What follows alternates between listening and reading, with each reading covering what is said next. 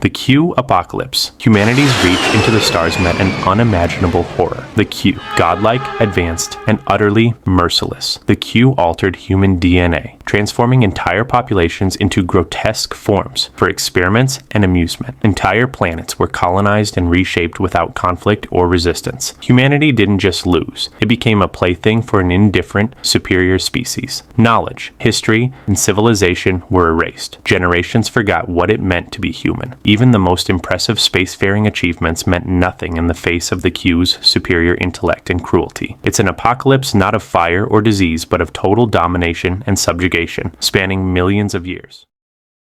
The Flood.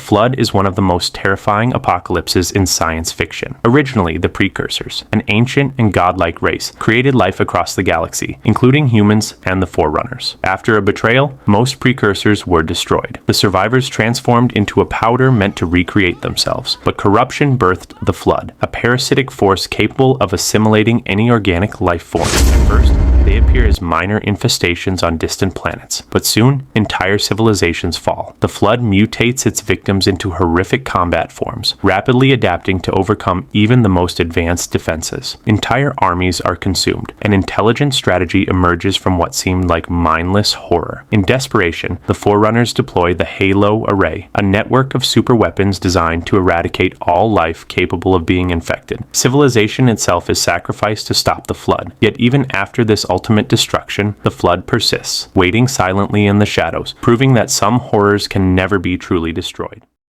The Combine Invasion.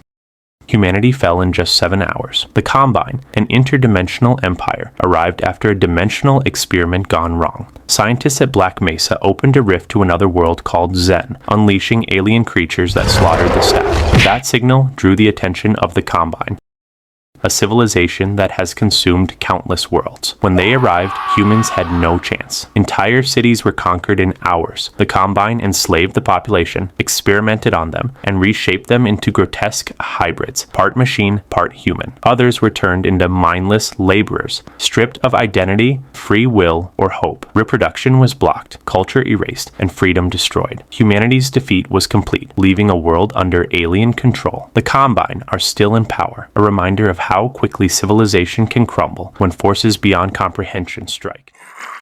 The Cross Outbreak.